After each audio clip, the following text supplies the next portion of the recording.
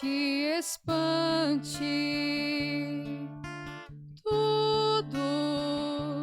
Tudo passa, só Deus não muda,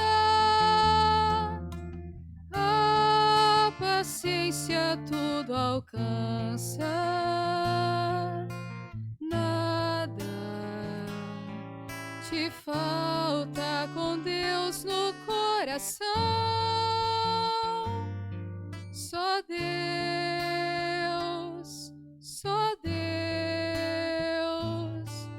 te basta. Em nome do Pai, do Filho e do Espírito Santo. Amém. Que a graça de nosso Senhor e Salvador Jesus Cristo, o amor do Pai e a comunhão do Espírito Santo esteja com todos vocês. Bendito seja Deus que nos reúne no amor de Jesus Cristo. Oremos, irmãos e irmãs. Deus, que fizeste de todos os renascidos em Cristo uma nação santa e um sacerdócio régio, concedei-nos a vontade e a força de fazer o que ordenais, para que o povo, chamado à eternidade, seja concórdia na fé, na justiça, nas ações. Por nosso Senhor Jesus Cristo, vosso Filho, que é Deus, e convosco vive e reina na unidade do Espírito Santo por todos os séculos dos séculos. Amém.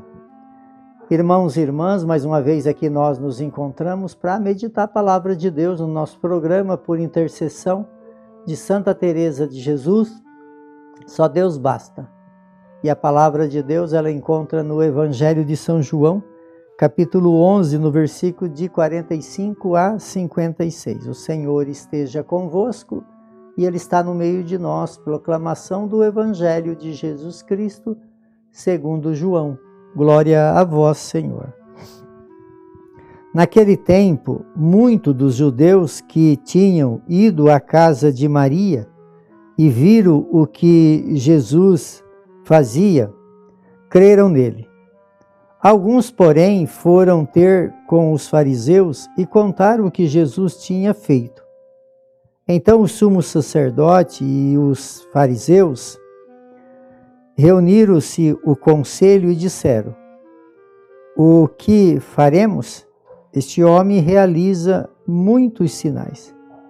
Se deixarmos que ele continue assim, todos vão acreditar nele.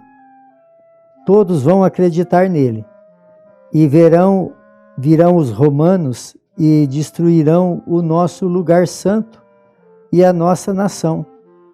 Um deles, chamado Caifás, sumo sacerdote em função naquele ano, disse: vós não entendeis nada. Não percebes que é melhor um só morrer pelo povo do que perecer a nação inteira? Caifás não falou isso por si mesmo, sendo sumo sacerdote, em função naquele ano, profetizou que Jesus iria morrer pelas nações. E não só pela nação, mas também para reunir os filhos de Deus dispersos. A partir deste dia, as autoridades judaicas tomaram a decisão de matar Jesus. Por isso, Jesus não andava mais em público no meio dos judeus. Retirou-se para uma região perto do deserto, para a cidade chamada Efraim.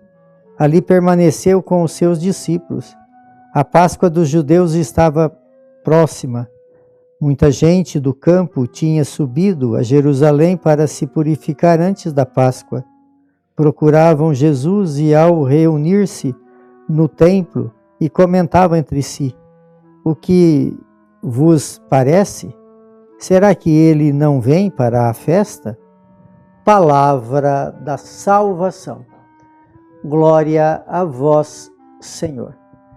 Queridos irmãos e irmãs, a liturgia de hoje nos leva a uma grande culmina com essa perseguição dos fariseus, né? E que perseguia Jesus. E aqui fala no Evangelho, olha, é admirável, como que são as contrariedades. Jesus, ele tinha ressuscitado Lázaro. Então aqui fala que eles vinham da casa de Marta e Maria e eles tinham visto o que ele tinha feito lá. Ele tinha ressuscitado Lázaro. E os sinais, então, eram evidentes de que Jesus, tudo aquilo que Jesus fazia. Porque para eles, para os fariseus, para os judeus, para os mestres da lei, eles queriam sempre colocar Jesus à prova de alguma situação para acusá-lo.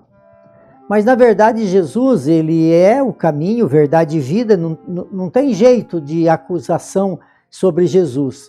Mas eles insistiam em certas situações. Mas chegaram ao ponto de ver Jesus ressuscitando mortos. E aí, então, eles ficaram apavorados, porque, na verdade, não era a contrariedade daquilo que Jesus fazia, porque eles viam que Jesus fazia tudo aquilo que era correto. Mas o egoísmo, né? Eles ficavam com medo de perder seus privilégios, porque eles tinham tudo. Chegava lá o tempo da Páscoa, eles vendiam, né, os cabritos, as ovelhas, os boi, faziam o comércio. Eles eram os poderosos, né, os grandes latifundiários. E então eles tinham medo de perder esses privilégios. Então, quando Jesus faz o ápice da sua obra, que é ressuscitar o morto, né? E eles acompanharam tudo aquilo, eles viram que o que Jesus fazia era algo de extraordinário. E ia então trazer uma consequência, porque se os romanos descobrissem, ia tirar deles os privilégios, né? Então, eles queriam era desfrutar do bem-estar deles. Então, Jesus incomodava. Jesus incomodava. Por isso, então, eles falaram que eles decidiram. Aí chegou lá um sumo sacerdote, cheio de sabedoria, né? Humanamente falando, e falou, não é melhor que um morra do que morrer toda uma nação? E aí, então, eles começaram a perseguir Jesus. Então, para nós entender, amados, existem situações, né, de desencontros, quanta desonestidade nesse mundo que gera perseguição do justo, porque a pessoa tem interesse em fazer coisas erradas para se beneficiar. E precisa ter um cuidado muito grande, porque tem pessoas que vivem de uma forma desonesta ou explorando, abusando de autoridade, de poder, e está aí na igreja. Precisamos viver realmente as verdades de Deus, que esse povo era o povo de igreja. Mas eles queriam, a partir da sua vivência religiosa, eles queriam espaços para que eles possam ser beneficiados. E exploravam os outros em nome de Deus. Né? Então aí é uma grande reflexão, quer dizer, Jesus foi condenado porque ele era justo e porque ele fazia o bem. Então o bem custou para Jesus a cruz. Talvez nós também nos custa o seguimento a Jesus Cristo, mas esse seguimento a Jesus Cristo pode nos custar muitas coisas nesse mundo, mas no fim vai nos premiar com a vida eterna. Então, se nós queremos realmente seguir Jesus Cristo, é a cruz que nós devemos abraçar. Jesus já falou isso no seu Evangelho: toma a sua cruz e me segue. O seguimento de Jesus é o seguimento da verdade. E essa verdade ela tem um preço, um custo, mas também atrás dela uma grande libertação. Por intercessão de Santa Teresa de Jesus, que desça sobre todos vocês, sobre todos aqueles que vocês amam, a bênção de Deus Todo-Poderoso, Ele que é Pai, Filho e Espírito Santo. Amém.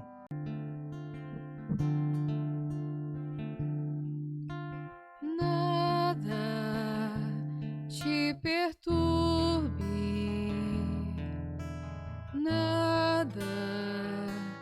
te espante. Tudo passa. Só Deus não muda. A paciência tudo alcança. Nada te falta com Deus no coração. Só Deus